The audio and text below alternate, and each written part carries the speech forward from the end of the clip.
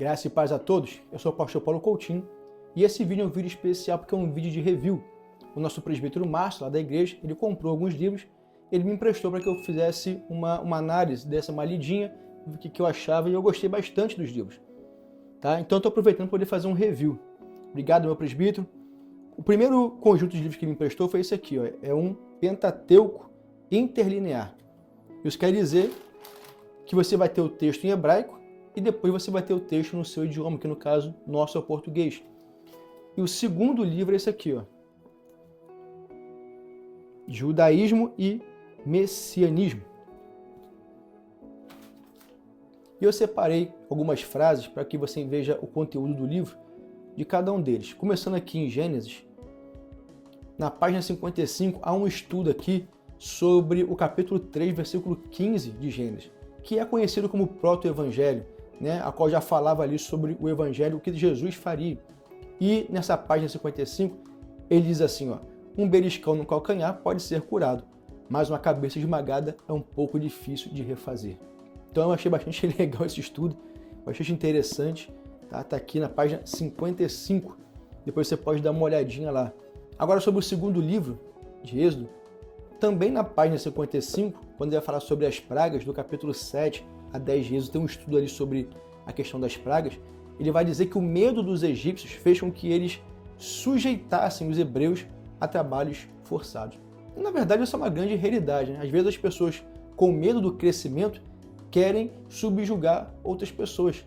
Querem até te subjugar e dizer assim, não, você não vai conseguir, não, isso aí não vai dar certo.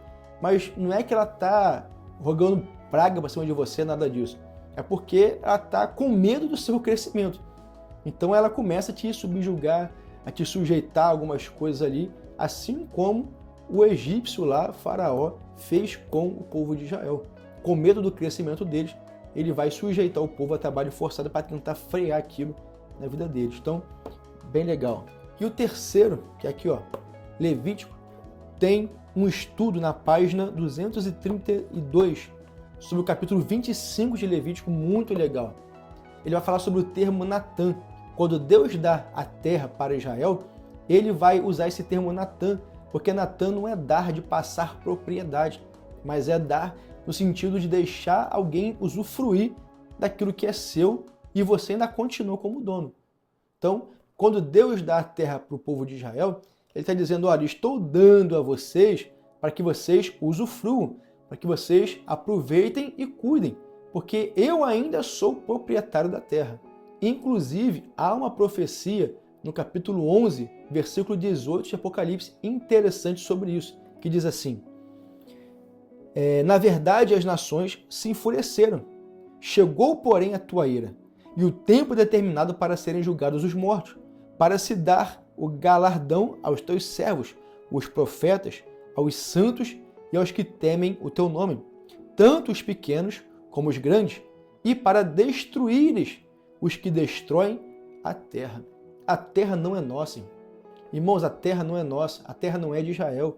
A terra é Natã. A terra, Deus deu para que a gente usufruísse dela, mas Deus ainda é o proprietário. Quando Deus vai dizer que toda a terra é minha, ele não estava mentindo, tudo ainda é dele. E sobre o quarto livro, aqui ó, Números, quarto livro do Pentateuco, tem um estudo bem legal sobre o capítulo 25, que é aquele capítulo que o povo de Israel eles se contaminam com as moabitas através daquela estratégia de Balaão. Tá? E esse estudo está na página 233 e 234. Ele vai falar algo interessante, que embora muita gente estava se contaminando, havia um grupo que ainda estava se aproximando das moabitas, flertando ali com elas e, consequentemente, se aproximando lentamente da desobediência. Ele vai dizer algo interessante, que o fato daqueles homens que não estavam necessariamente e fisicamente se relacionando com as moabitas, mas estavam se aproximando lentamente daquilo que iria desagradar a Deus, já Deus, nesse momento, os considerava como alguém infiel. Portanto, aquele conselho bíblico, ele é real. Fuja da aparência do mal. Não troque nada que é eterno por algo que é passageiro. E por fim, tem aqui o quinto livro do Pentateuco, que é o livro de Deuteronômio. E aqui tem um estudo que eu separei sobre o capítulo 13, tá, de Deuteronômio, que está na página, deixa eu ver aqui que eu anotei, a página 140 até 144. É um estudo sobre o capítulo 13, que vai falar sobre os falsos profetas.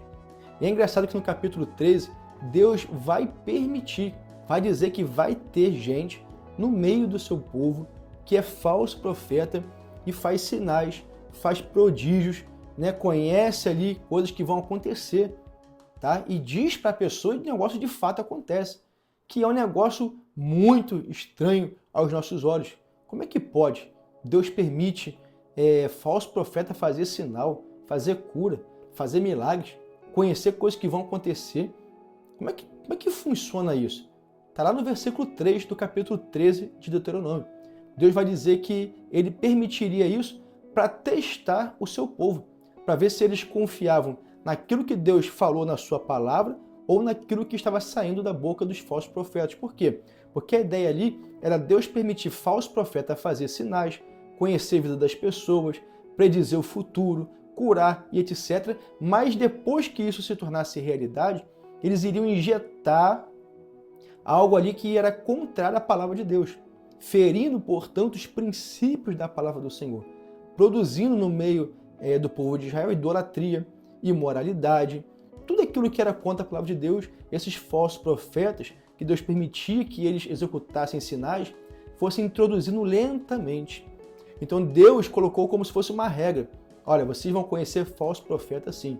Eles podem até fazer sinais e o negócio se cumprir de verdade.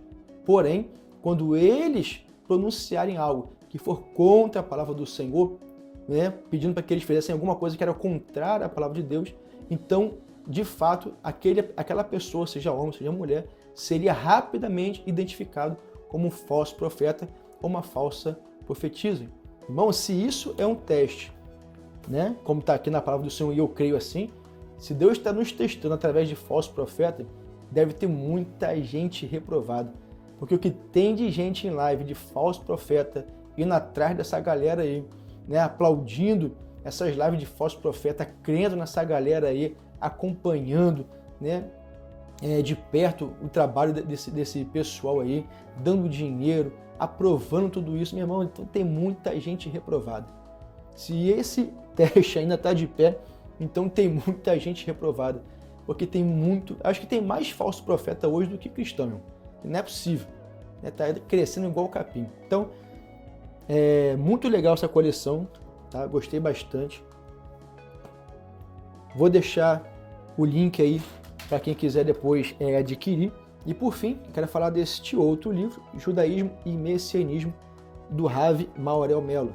Esse Rav que tem aqui no nome significa mestre, quer dizer que ele conhece com profundidade o judaísmo e os escritos que os judeus usam, o Antigo Testamento, Talmud, Mishnah, Guemará, esse negócio todo aí. Ele também fala muito sobre a Cabala, ou Cabalá, que é a parte mística do judaísmo que surge ali na Idade Média, tá bom? Dentro da Cabala, a principal publicação é, obviamente, o Zohar, que surge ali por volta do século XIII da Idade Média, tá bom? Eu confesso que eu não sou a melhor pessoa para falar da Cabala, ou Cabalá, porque eu fico meio com o meu pé atrás em muita coisa ali, porque foge muito do texto, você não tem os elementos para você verificar no texto ali. Então eles falam o seguinte, não, isso aí é tradição, isso aí foram os nossos rabinos que estudando, eles entenderam assim, escreveram assim, a gente segue, faz parte da nossa tradição e tudo mais. Eu tenho muito medo disso para não cair naquele problema que Jesus disse lá no primeiro século, que eles estavam invalidando a palavra de Deus por conta das tradições que eles tinham. Então aquilo que é tradição, dentro desse negócio todo aí, eu deixo de lado. Aquilo que de fato tem no texto bíblico, que é aquilo que Deus revelou pra gente, aí sim eu dou uma olhadinha. Como, por exemplo, o estudo que tem aqui nesse livro, na página 88, a qual ele vai falar sobre as letras do alfabeto hebraico. A primeira letra, que é o Aleph, e aí esse estudo é bastante legal, ele vai falar o seguinte, a palavra Elohim começa com Aleph, a palavra Adam começa com Aleph. Então você tem Deus e o homem aqui, os dois começam com Aleph. Como que Deus une o homem a ele, para que eles se tornem um só? A palavra Avir, que é traduzida em português para ar, é aquilo que Deus sopra no homem. Lembra que quando Deus forma o homem, Deus sopra nele o fôlego de vida? Então esse ar, Avir em hebraico, também começa com Aleph. Então você tem Deus, o homem e o ar ali no meio, o Avir, que também começa com Aleph. Então os três começam com Aleph. Deus une o homem a ele usando o ar. E você sabe que a palavra hebraica para espírito, ruar, também tem esse envolvimento com o ar. Também significa sopro, vento. Olha que interessante. Deus une o homem a Deus através do Espírito Santo. Lembra que Jesus disse que ele vai fazer de nós um com ele? E também a palavra um, errad, em hebraico, também começa com Aleph. Não é interessante isso? Como que Deus une o homem a Deus? Através do Espírito Santo. Peça a Deus nesse momento, em oração, Espírito Santo, eu quero ser um contigo. Muda a minha vida, transforma a minha vida, para que eu me pareça cada vez mais com o Senhor. Então esse tipo de conteúdo é muito legal, muito interessante. Dá para você aprender muita coisa boa aí. Como é que nós nos tornamos um com Deus? Para mim, no batismo com o Espírito Santo, que é a principal obra de Deus em nossa vida, que é quando Deus nos une espiritualmente a Ele. Entre tudo que Deus pode nos dar quando nós nos unimos a Ele, para mim, essa união mística que acontece através do Espírito Santo é algo fabuloso, porque isso de fato vai transformar a nossa vida. Às vezes as pessoas olham para si mesmas e falam assim, eu nunca vou mudar, a minha esposa nunca vai mudar, meu marido nunca vai mudar, a minha família vai ser sempre assim. Não vai não. Sabe por quê? Quando você entregar a sua vida a Jesus e deixar o Espírito de Deus tornar você e toda a sua casa um só com Ele, aí você vai ver a transformação de Deus. O que falta às vezes é nós nos entregarmos à palavra do Senhor, nos entregarmos a Jesus, nos entregarmos aos seus mandamentos, nos entregarmos daquilo que Ele preparou para transformar a nossa vida.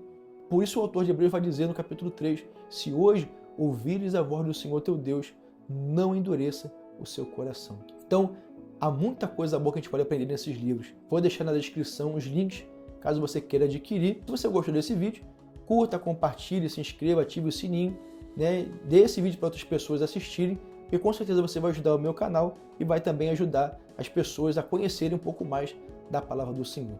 Deus abençoe a sua vida, graça e paz a todos. Até o próximo vídeo.